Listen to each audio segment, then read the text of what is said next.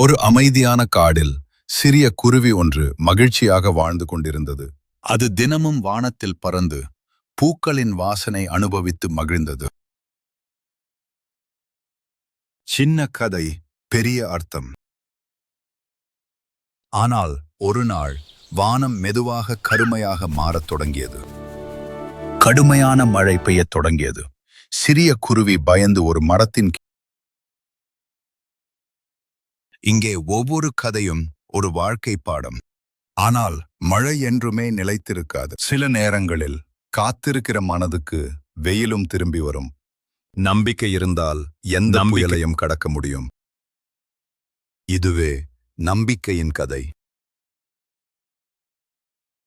இந்த கதை உங்களுக்கு பிடிச்சிருந்தா லைக் பண்ணுங்க, ஷேர் பண்ணுங்க.